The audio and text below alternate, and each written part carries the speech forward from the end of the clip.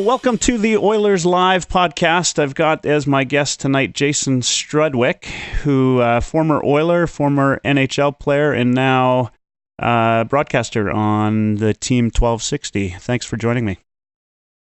Well, thanks for having me today. So, Jason, I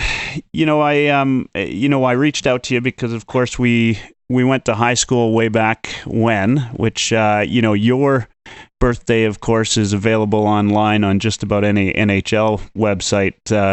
So I'm kind of giving away my age by having you here. But it's good to talk to you again.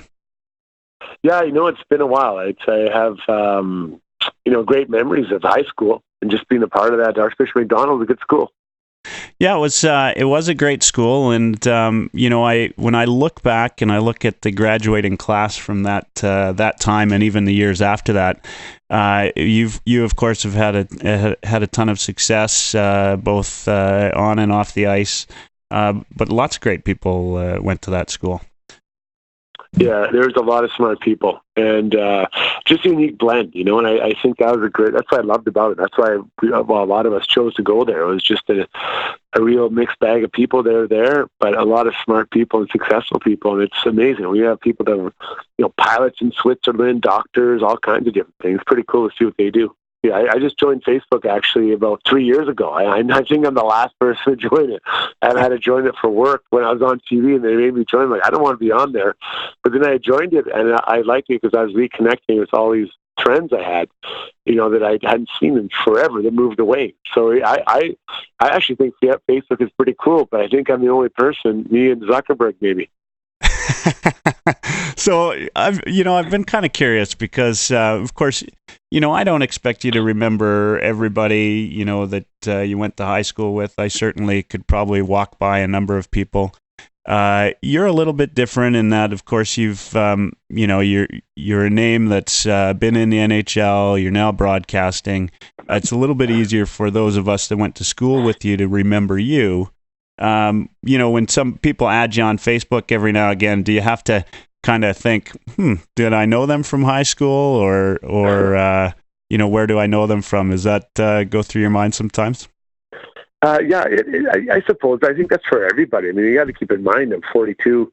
So if you go back to when I was in high school that's 24 years.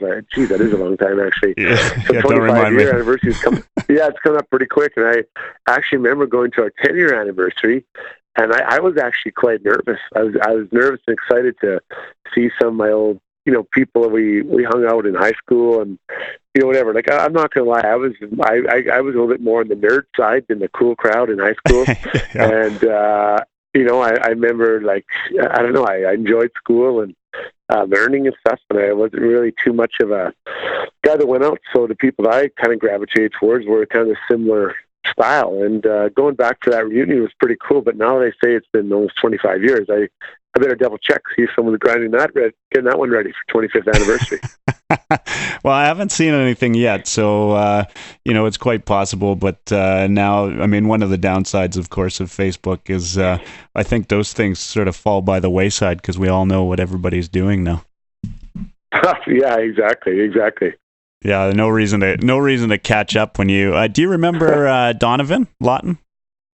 Yeah, I sure do. Yeah.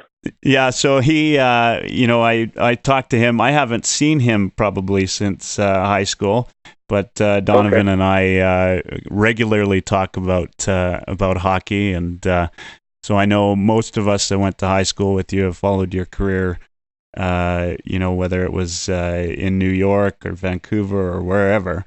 But Donovan and of course all of us that grew up, we're all big Oilers fans. So I think we were all pretty happy when you came home to play with the Oilers. Yeah, I was really lucky. And it's funny, I always thought when I signed with the Oilers and came back here in the summers when I was playing other places, I'd run into more, high school friends, but it really didn't happen that much. And I always thought it was crazy. Like, I was I was out there. I wasn't like I was hiding in an igloo somewhere.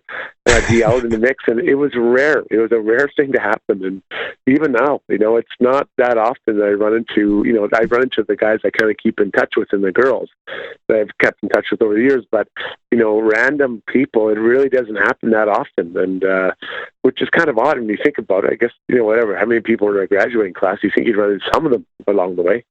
Yeah, it's rare. I have run into a couple people here. I'm based in Calgary now, so I have run into a couple people. And then in university, of course, I, being a fraternity man, there was a couple guys from, you remember Eddie Ma, Ed Ma and I were fraternity brothers. And so, there were lots of, here and there, but I didn't move away from Edmonton, of course, probably 6 or 7 years after university. And I think, maybe let's take a step back, because I was trying to remember. I remember you, we didn't really talk a lot. I think you were in my English class. And I didn't know you even played hockey, to be fair. I think, if I recall, there was one guy or one time we went at lunch and played some hockey somewhere, and you were there. And I remember thinking, here's a guy that, he's a really good player. And I always thought myself I wasn't bad, but I remember seeing you on skates. When did you go off to Kamloops to play? Like, was it during high school, or how did that happen? Good question. So actually what happened was I left after high school. I had no intention at all of ever making hockey anything next to a career. I mean, what I hoped for was to maybe play for Concordia University, or, if things went really well, I could play for U of A. And so my last year in grade 12, I was playing midget hockey on a bad team. And there was a scout that was scouting for the Kamloops Blazers, Stu McGregor. He'd go on to be the head scout of the Oilers. And anyways, he was scouting someone else, and he saw me.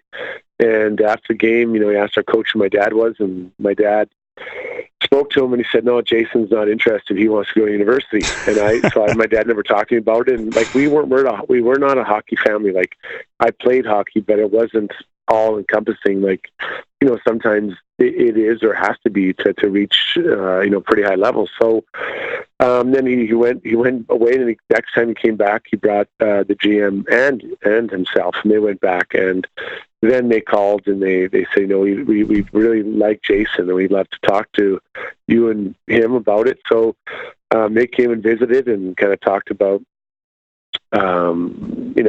what I could do, and I was like, "This is crazy! Like, I can't believe that this is like I was on the worst team in the history of hockey, and all of a sudden these people are interested in Kamloops Blazers." And my cousin Scott Niedermeyer plays in Kamloops, so I had some familiarity there. But I mean, I was like, he was so much better than me. I wasn't even like, how can I even play in the same league? So they invited me down for a weekend, and I paid for everything, because at this time I started thinking about maybe going to college, going down the States. I did pretty well in school. I could probably get a college scholarship, so I didn't want to wreck anything, so I paid for everything. We went down there, my family, and within 10 seconds of being on the ice, I'm like, yeah, I love it here. And I it was right away, I knew I could do it. I could fit in, and I could skate with these guys. I was big enough and all that, but I needed a lot of good coaching.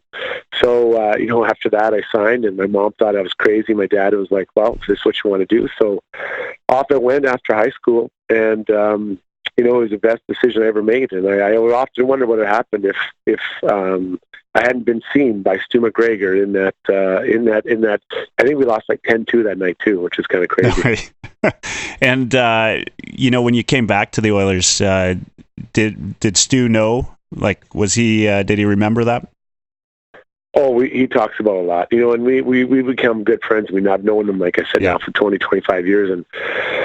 I'd run into him. The thing about Kamloops is that they really want the alumni around. So, especially initially when I was younger and no wife or kids, I'd go back almost every summer to Kamloops and just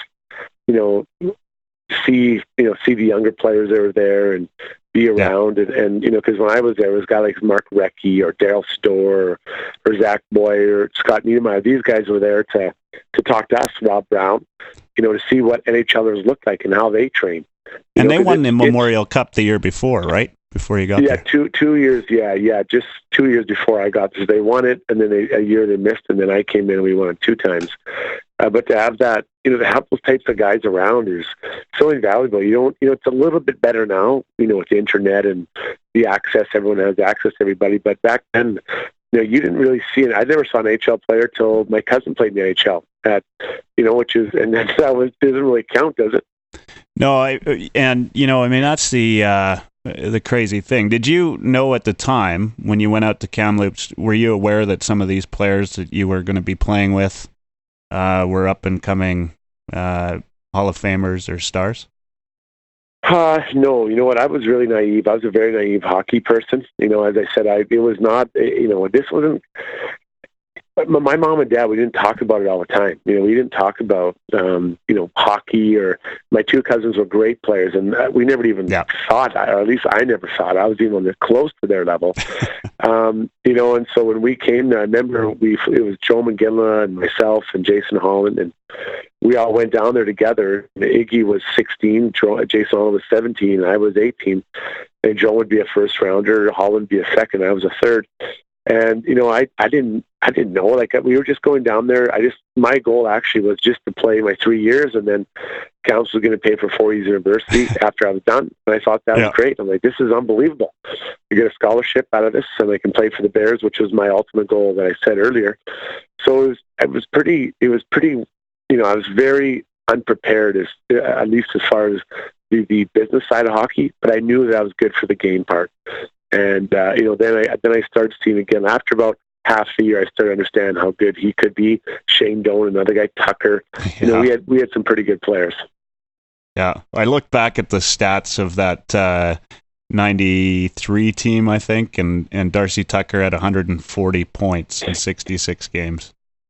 That's ridiculous. Yeah, he was, and he was so good for us. But, we had such a good coach in Don Hay, and I still keep in touch with Don Hay, and what he did, for all of us to make us understand how hard you have to work to be just good at anything, right? And he challenged us emotionally, physically, mentally, to be more than just, good, to be great. And we ended up being great 2 times. And at the time, you don't really appreciate it. But now looking back, I understand how much he sunk into us as a coach. Yeah. And, now you've had, you had over 650 games in the NHL, right? And you've played for a number of different coaches. Just going back to that Don Hay piece there. I mean, how important is that coaching? I bring this up because earlier this season, with the Oilers being where they're at, there's been a lot of talk about coaching, and that's always been a big conversation in Edmonton. And I was looking back at some Doug Gilmour interviews and him talking about Pat Burns and just how much Pat Burns meant to him as a player. How important is that role for somebody who's never played that kind of elite level of hockey? How important was the coach for you day in, day out? Well, yeah, I think you have to separate the two, right? So I think coaching is massively important at different ages for different reasons. I now coach my own kids, and I work with a lot of young kids here in Edmonton. When I say young, like grade school kids, right? And I think at that level, just someone who knows what they're doing, who can run a practice, work on skills. I mean, that's a really important area. I think when I'm looking at it from a coaching perspective, I think you're looking at 78% is just skill development, and then 20 or 30% is that character development, that just making sure the kids are understanding what it's like to be on a team and all that stuff. But as the kids get older, and now you start having maybe a little more conversations as far as being a good person, being coachable, being all these things. And not that it shouldn't be introduced at a young age, but, at a 6-year-old doesn't understand what it means to be coachable. They can say they do, but and you try to help them get it. But, a 16, 17, 18, 19-year-old, they really start to understand what it means to be coachable. And I thought it was interesting. After the World Junior Championships, when they won, that was the first thing the coach said. So what made this team so great? On the ice, he was asked, he said, they were coachable. And, there's very small amount difference between player X, Y, and Z as far as skill. For most, there's the Connor McDavid, but after that, there's not that much difference between most guys. But if you can be coachable, they're going to look for you or look to you because they can work with you and develop you and make you into something maybe greater than what you are. So, when I go back to my time with Don Hay, he understood how we had to play as a group and what would make us each successful individually. I'll never forget, halfway through my first year, I was in and out of the lineup, and the team was kind of the same way, up and down, up and down. And then he brought me in for a meeting with our general manager and said, you have to be assertive and physical. And I was reading between the lines that I'd have to, I'd have to fight. And I had in my head I didn't want to fight. And up to that point, I think I maybe fought once or twice, which in junior in that days was embarrassing. Like the stick boy probably had 5 fights up to that point in the year, right? So, I remember driving home my truck. I'm like, God, I don't want to do it. And I was like, you know what, screw it, I'm going to do it. So I started being physical, and there were a few more fights came, but not that many more, right? But he knew, and then my time in junior just kind of took off. He knew how I had to do it, and I think that I always think thank you to him that he took the time to kind of reinforce that with me and make me understand that that's how I was going to be successful, and not suggest I was only a fighter, but be big, strong, and physical. Something that every team in the NHL at that time was looking for. Yeah, and you obviously, you made a career out of that. But I think what as an outsider looking in, and as a guy that I had this sort of extra kind of thing where I'd watch you because I knew you. I grew up sort of around you, right? And I remembered you a little bit from high school. But what sort of impressed me about your style was that wherever you went, you ended up being a leader, right? On those teams, you wore the A for Edmonton, right? Was it 2 or 3 years? How long did you wear the A here? Yeah, a couple of years. Probably most Oiler fans think it was probably 2 years too many. Well, maybe I was biased, but no, I thought you did a great job, and I think it's funny because, as I say, when you know somebody or know them or you've had a chance to meet them, I remember once I took some golf lessons from a sort of a pro that was in the not in the major circuit, but in one of the other circuits. And so I watched his career for, years after, and only because I'd met the guy. And so there was some connection there. Right. And so when I knew you, there was some connection there. So I watched your game, and I will tell you that, maybe it's because, you're a local boy that's come home to play for the Oilers or whatever it was. People certainly, liked your play and enjoyed having you on the team. So that was great. And I always thought, hey, that's great. Kind of local guy comes back. How much of that played into you re-signing with Edmonton? Did you want to come home, or was it just, kind of luck? It was my last year. I could go all the way back to when I was 18 in high school. That summer, the Oilers had development camp, and like they have now, but they weren't that popular then. They had just drafted Jason Arnott, and I was invited to that camp. My coach then, Bill LaForge, a midget, had some connections with the Oilers and said, "Hey, this guy, you want to see him? He's a good player." So I ended up going to that camp. And I guess I did all right because the Oilers wanted to sign me right out of this camp. I hadn't, because I hadn't played junior. I could be drafted, and so I could be signed. And I remember thinking, this is crazy. Like, I just finished a terrible year of midget hockey, and now the Oilers want to sign me. And so I called my father, called my uncle, the Niedermeyer's father. Yeah. And they spoke, and they each had an agent. So my uncle said, "I suggest you call them. Are these agents?" Well, whatever. So my dad calls one agent, and he never called back. The other agent we called, and he called back, and Donnie Meehan was the guy. And Donnie said, "No, don't sign. Go to junior and whatever." So I was like, "I can't believe I'm not signing," but whatever. So off I went to junior, and so I was. It was pretty exciting. I grew up loving the Oilers, and just like everyone from Edmonton, or most people from Edmonton. But looking back, the best thing I could have done was not to sign with the Oilers. I think that and I've seen it before, but when you are a young man trying to establish yourself as a hockey player, I think playing at home is difficult. There's a lot of distractions. You think about all the family. Can we get tickets? Hey, can you come to my son's hockey practice? Can you do this, do that? All your friends, hey, can we get tickets? Hey, let's go out tonight. And, it's all great things. But when you're young, you don't recognize how much those distractions weigh on you. So, when I was drafted by the Islanders, I went away. Always come home in the summer, but quite frankly, no one really knew. I mean, they knew me, but I don't think, it wasn't like it was Joe McGill walking around here. But so I could kind of just get in, and do what I had to do to get ready for the season and move on and then leave. So when the opportunity came up to come back to Edmonton, I was really excited. I was 30 years old. And, I'd always known I'd come home to Edmonton and be here. And I was excited for a couple of reasons. One, to play the Oilers, but also to put down some roots with my new wife, or not my new wife, my only wife, and and kind of get settled down here. But I knew I was ready emotionally. Playing at home is like, I played in Vancouver, which was a great experience. Yeah. But it was just far enough away that my friends, if they wanted to come, and I'd love to see them, but it wasn't like they could just walk down the street and come to my house. But I also knew that playing in a Canadian city, there's a lot more scrutiny, good and bad, and so when I came home, I was very sure who I was as a player, as a person. So any comments, positive or negative, wouldn't bother me. I know that I actually talked to my parents and my sister and said, hey, just so you know, there may be some negative comments directed about me to you, you might hear. And I said, don't take it personally. It doesn't bother me, but I think actually in some ways at times it was maybe worse for them, which is unfortunate, but I think the good outweighed the bad. And I remember when I finally agreed to sign the Oilers, I was at the horse track. I loved going. I'm not a huge gambler, but I liked the horse track and being there.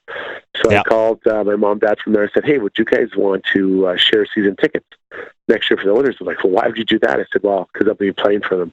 And they were really excited. And so we did get the season tickets, and they came every game. And that was really special to be able to play at home in front of your mom and dad, kind of end your career the way you started. Where they came to all your games and support. And, unfortunately, we had some pretty decent year that first year. I think we should have made the playoffs. That's kind of too bad we didn't, but then the next years weren't great. But, it was obviously it's always about winning, but it was about being at home. And I made sure I shared with my mom and dad, and they're always around. And my friends were able to come to the dressing room. Their kids, getting sticks and jerseys. I don't know how many sticks and jerseys I got autographed over that 3-year period for every, or for every team raffle or or fundraiser, and I loved doing that. I just loved having that ability to do that for people, so they could share that experience with me to play. What's kind of like in the NHL when you're playing for the Oilers. Yeah. Well, I think just talking to you tonight and hearing the story of how you got to where you're at and playing those games, and just not even there wasn't a direct path for you, right? Like, it doesn't sound like it was a sure thing. You obviously had another idea in mind. That's pretty cool. And as somebody, I live in Calgary. It was a work-related decision, but not unlike you, if something could take me back home to Edmonton. I love the city. I love the Oilers and so many things about it that, if there was a way to get back, I'd probably take that opportunity too, just to be around friends and family. So that's great that you got that opportunity.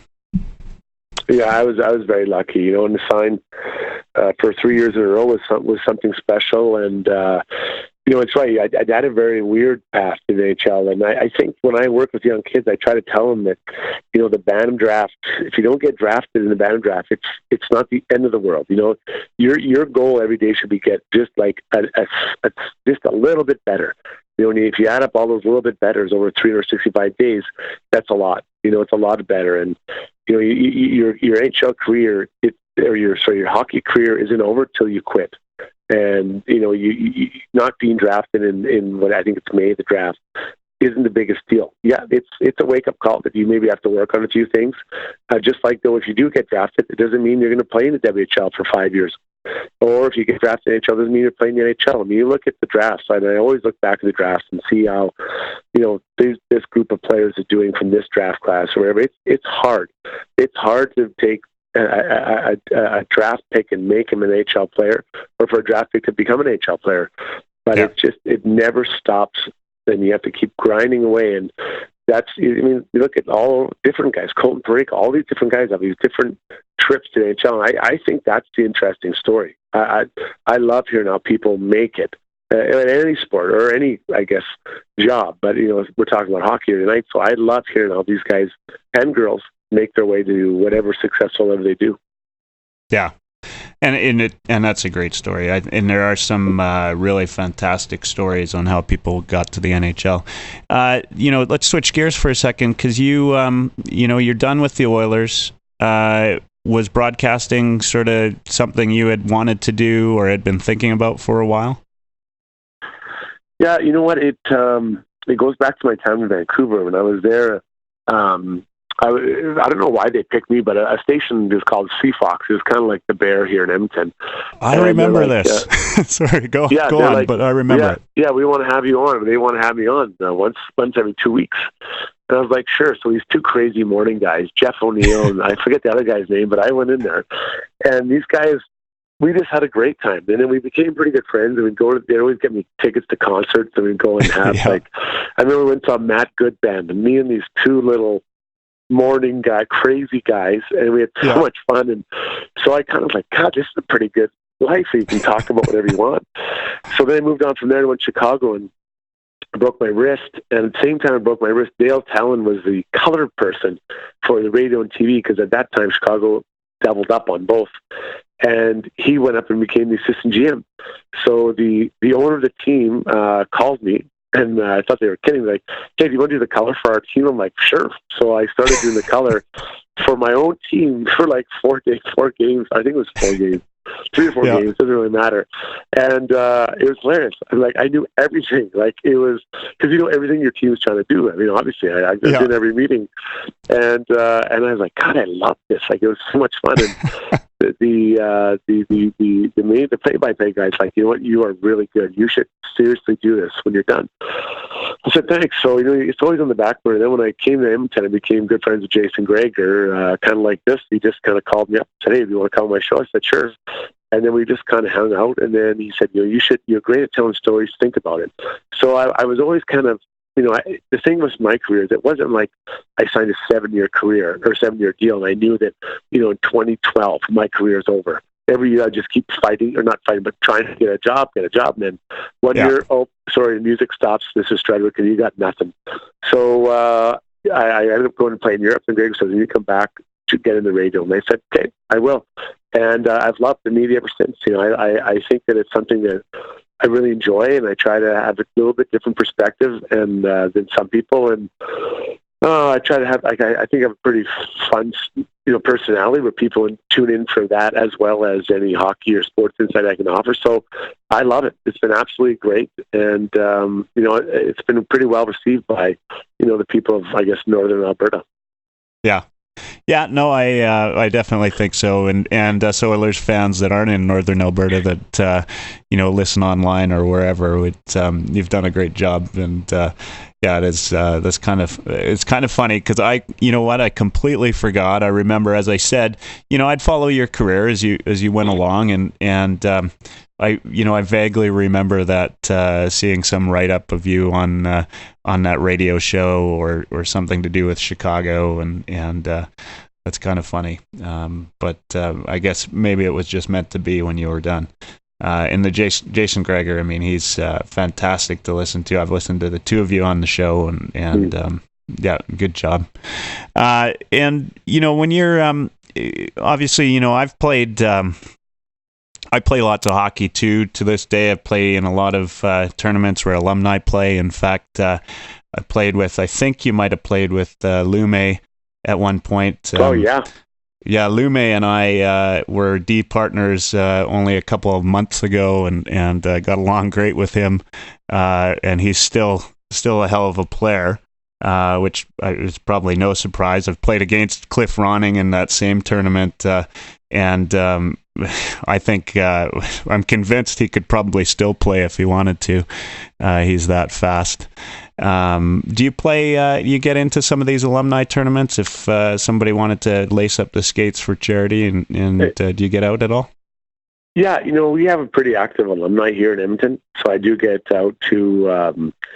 I get asked to come play in different tournaments, and it's fun. It is a really good time, and what I like best is just meeting people. You meet all these different people and from different walks of life and how they're doing, and I think it's fantastic. And then I actually play with my buddy's men's league team. I'm not there very often, but when I get there, it's I do enjoy it still. I'm getting a little crustier though. Like I don't necessarily love carrying my equipment into the room, and then then you realize you forgot something. It's like, God, it'd be great to have a trainer right now. You're so spoiled. Yeah. But what I love like the interaction, and I think the favorite thing I like to do is just shutting down the other team. Just snubbing someone who thinks they're going to have the greatest time and go home and tell their wife that they scored 3 goals. I just love rooting dreams, but in a fun way.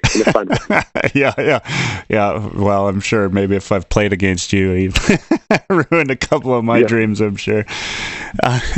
So, when I think about that, I think, there's some guys that I think about Kirk McLean, who I've seen out in Vancouver a number of times. He never steps on the ice. He's always he'll be at every alumni tournament. He seems to be the sort of the requisite coach. And then there's the guys, like the Cliff Ronings that they haven't lost a step. Greg Adams, I think, was at the tournament I was in. George Larocque. A lot of fun guys. That's the Hockey Helps the Homeless tournament, which I've joined out here now in Calgary. I've joined the committee because it's such a great cause, and I know they do it across Canada. When you do a summer hockey school, right? Do you still do that? Yeah, I do. Yeah, for D-men. Yeah, just D-men. So very specific niche. I'm very tight in that area. Yeah, and is it by invite, or how do people get involved in that? Yeah, so no, you can just go to my website. So I have a website that someone created. It's called jasonstrudwick.com. Very original, and then it runs August 20th to 24th, and it's for Adam all the way up to midget. I get a lot of younger kids that come into the camp. They it's a hard position to learn, and I think it's almost harder to coach. So to go back in our conversation earlier about coaching, it's I feel that sometimes we're trying to make drills so complicated we forget the simplest points. What is a defenseman's role? Well, it's, number one is to be able to defend. To stop someone from coming up, scoring on your net. So how do you do that? How do you put your stick? Where do you put your stick? Where do you put your body? The second thing would be, making a good breakout pass. Can you get back? Can you make a pass and know where your outlets are? And then once that's completed, can you get up the ice and contribute an offense? So, I try to break it down to a manageable area, especially for like the Adams level and the Pee Wee. These are areas where they're really learning. And if you can be a good D-man at whatever age, you're going to find a home to play, because I honestly, you see it every year. What do they trade for in the NHL? Defensemen. What are we missing? Defensemen on the way down. Everyone's looking for a good defenseman. So you put your time in, and try to help the kids. And I've found some kids, I think they've been there 5 years or 6 years, and it's a lot of fun to see them grow up and get better.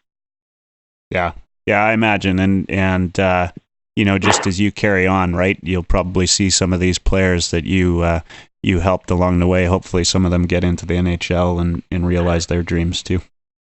Well, yeah, that'd be great, but I just want them to just understand that, that this position is hard, and someone's trying to beat you every time you go on the ice. So our job is to stop them. And how do you play that little game? It's like a little game of chess. One thing maybe we can end with, this is an Oilers podcast after all, maybe a quick 5 minutes on sort of the state of the franchise and kind of what you see. I mean, obviously this is not the year anybody expected or hoped for. What's your thought? I mean, as we go into the trade deadline, there was a lot of talk when Maroon didn't hit the ice today. Obviously, nothing happened there. I was I thought, oh, geez, you know what? Maroon's going to get traded. You're going to probably want to prepare for a busy day tomorrow to talk about it. Maybe we'll have to reschedule. That didn't happen. What do you see kind of happening over the course of the year? And do you think, because a lot of Oilers fans, they feel like back to the decade of darkness. Do you think that's, really the case? Or, do you see a light at the end of this tunnel right now? Yeah, well, there's two things. I mean, one, there's some pillars in this organization, on the ice, I think that, other teams would kill for. And I'm talking about McDavid and Draisaitl and Nugent Hopkins, assuming he's, makes it through the summer, and then some of the D. You got Clefbaum, you got Darnell Nurse, you got Larson, and what's happened in the past has happened, right? So whether the trades, we can't go back and take them back, even though there's some I'd like to have back. There are some players there that are staples. And then Cam Talbot, who is a better goalie than he's shown this year. For whatever reason, he got off to a bad start. He really never got on track. He's had, maybe 2 weeks in December you're happy with, and then maybe a couple games recently you're pretty happy with. But, there are some staples here. And I always think down the middle. Your centerman, your D-man, your goalie. How are you looking? When you match up against other teams, I think there's something there.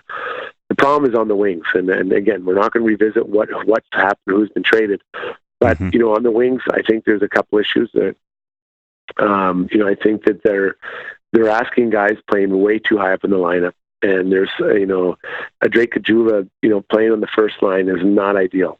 I think on a really good team, he's your fourth line left winger. So you go from top line right winger to all the way far down fourth line left winger. That's just reality, and that's where he is in his career right now. He should be out there bringing energy, getting to the net, trying to create some buzz, and I don't see him as an offensive player. So not to pick on him, that's just the one example of kind of where we're at. But the bigger problem the Oilers have had, and you can talk about kind of that tough times when the Oilers were, that those 10 years of the playoffs, of which I was a part, so I'm guilty. That is the lack of drafting and developing, and You can talk about the trades that were made for in the past by Peter Chiarelli, but where I think he will prove his worth, if he does, is how his drafts have gone. Because I don't understand why you look at this Oilers lineup, and outside of the first round, the only player I believe that was drafted by this group, well, Brandon Davidson's one, but the other one would be Drew Jakara.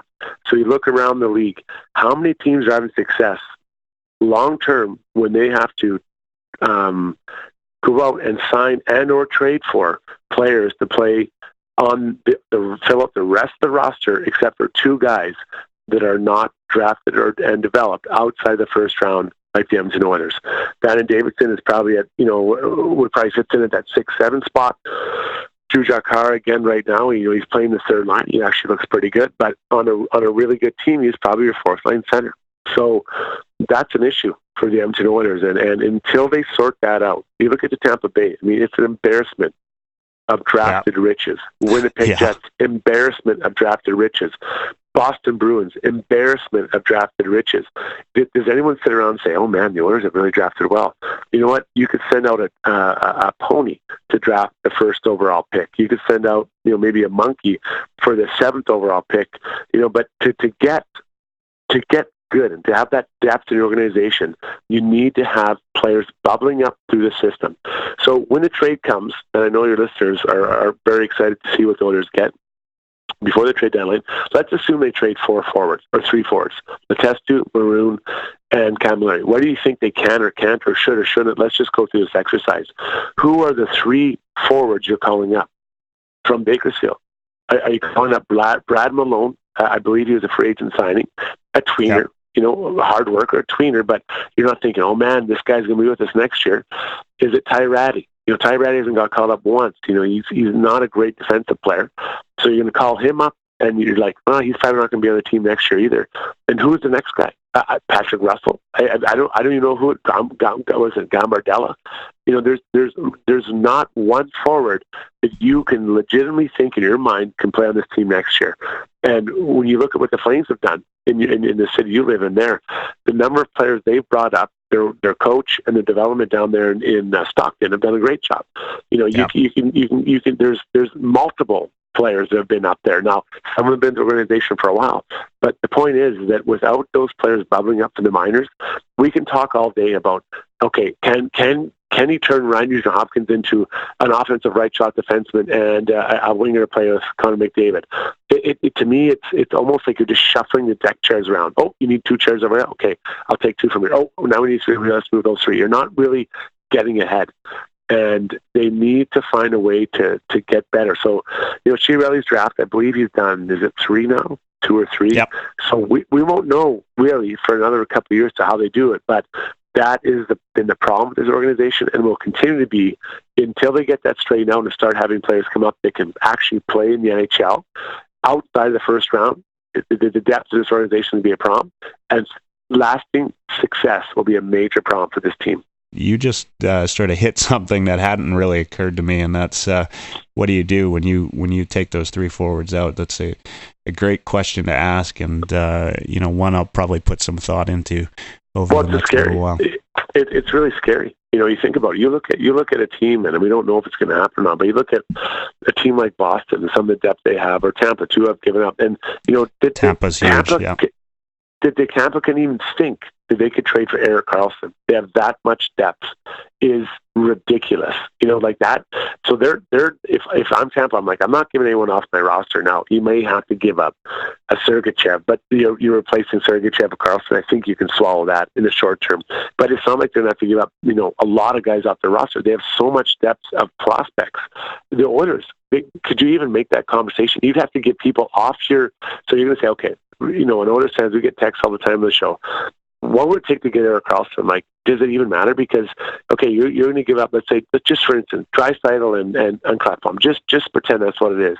So now, that's great, but now you don't have a number 2 centerman, and you also don't have that left shot defenseman you just had before, but, oh good, you have Erik Karlsson, who's going to cost you $10 million. So they don't have the assets to even look at making a trade like that. Yeah, it is a scary proposition, when you think about it that way. And I guess moving into the off season, you kind of hope that maybe there's some type of feeling or some type of advanced knowledge of who might be moving in or moving up. And of course, there are some younger prospects that look promising with Benson and Yamamoto, of course, but you'd think they need some time, whether it's in the AHL or wherever, to really make a lasting impact on this team. Well, what you're talking about is patience, and it's hard for the organization to have that, and it's almost impossible for the fans to have that. And I'm not blaming either one for that, but the reality is if you're going to try to speed it up to get those young players, because there are some good young players, but keep in mind Yamamoto is a first rounder, Benson's basically a first rounder. But if you're going to speed that up, you're going to have to trade guys like that to get an established 24-year-old player. And so now you're just like back to step one, because all of a sudden this 24-year-old player, if he doesn't sign with you, now you got nothing. So it's a real mess, and Peter Chiarelli, he's taken a lot of heat. Like the Griffin Reinhart trade is inexcusable. I said at the time and still now, because those are 2 prospects that would be in this. And whether he was going to take Barzal or not is really irrelevant, because if the 2 prospects would be that close to being in your lineup right now, maybe one would be, maybe one could be that left winger for Draisaitl, or that right wing or whatever, and replace Maroon. But it's a big problem for the Oilers. So now if let's say they get a 5th rounder, a 3rd rounder, and a 2nd rounder. So now you have 3 draft picks, and let's say you use them. Well, those guys are on their team for 3 or 4 years. So, Peter Chiarelli, there's a good chance he might not make it through the summer. But he just, unless this turns around quick, he might not make it to see those prospects, even if they are good draft picks, which is somewhat unfair for Jims, but that's the gig. Yeah. Yeah, it's true. I should have maybe had this conversation with you at the beginning of our conversation, because it was great to catch up, and I was all smiles, and now I'm back to being, where we're at in the standings and thinking about it. But you know what? It's all fun, and it's still great. I'll give you some time back tonight, Jason. I just want to say, really appreciate you, taking the message and agreeing to be on the show. it's fun to talk to you. It's fun to talk to somebody who's been there and has a good idea of how an NHL team's made up and can put that back to some hockey analytics. And you've given me something to think about with the prospects. I talked to one of the credentialed press from Tampa Bay on an earlier podcast, and in doing my research for that, I was just floored by the amount of prospects and that team and how they're built, and what Stevie Y has done there is it's just unbelievable. I mean, that's not a team that's built just for this year, but for 2-3 years down the road as well. It would be nice to see that here for sure. So definitely, I get where you're coming from, and gives me some extra thoughts in how I look at this team and where they're going. Well, yeah, it's going to be an interesting time, and thanks for having me on. And if you have any good insight into the Oilers prospects, please let me know, because I got to sell hope a little bit here, and I don't see it. I see a house right now. I see a team that's built on sand. There's not a foundation of prospects there, and I don't know how you can have success long term without good foundation of young prospects. So we'll see what happens. I hope I'm wrong for Oilers fans, but I think the word it starts to pee. They don't want to hear it as patience, and I think that's reality. Well, I think we all hope you're wrong, but unfortunately, some of that writing is on the wall. Well, thanks again, Jason. You have a great night. Oh, sounds good, and thanks for having me on. That was a great interview with Jason Strudwick, who you can find on the Team 1260. Jason and I, of course, went to high school together. It was gracious of him to join me. He's got a busy schedule, as we all do. And it was just a great chance to, catch up and get some insight into his road to the NHL and how he made it there and what he's looking at. And then I found his comments particularly interesting at the end of this episode in terms of the foundation of prospects and the need for patience with fans, and whether or not Chiarelli will get that patience that is so needed in this franchise. Definitely hope that he's wrong and we can turn our tides around right away, but he's right. What do we do next? Tune in. Next, we're going to have Beer League heroes Kelly and Oil Knight Sean. We're going to do a pre-trade deadline episode coming up the end of this week. We're recording Friday night, so anytime Friday, Saturday should be published. That'll be a lot of fun and great to have those guys on as usual. And then we hope to do maybe a post-trade deadline.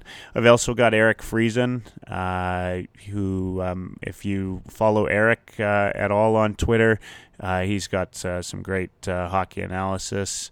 I have got a number of other people coming on. Marcus, who is at Sport Major. He and I are going to have a conversation. He's a Caps fan, again, with some great hockey insight. I hope to have Ruel on at some point, another great Twitter guy with some great insights. We'll probably go back to some old guests as usual. And as always, just please reach out to me. I've had a couple of people reach out to me that I'm going to schedule in for other podcasts. This is about, the fans and making sure everybody's got a voice, because we've all got interesting analysis and insights, and I love to hear it. I love to talk hockey. This is my medium for that, and I love to schedule time to talk hockey. So please reach out to me. Send me your direct messages at Oilers Live. Listen to my podcasts, because this is why I do it, is so that you listen. And I'm just learning new things every day. Right now I'm reading the book Hockey Abstract, which is an analytics book and is teaching me a little bit. I've been following the websites, following the trades, lots of good stuff. I know it's an off year for the Oilers this year, but lots going on still that we can learn from and take with us and move into next year. Hopefully we have some success next year with this team. I hope Jason's not right that we can find the right tools to have some immediate success, but it just might be patience that we need. Anyway, thanks again for listening, and have a great night.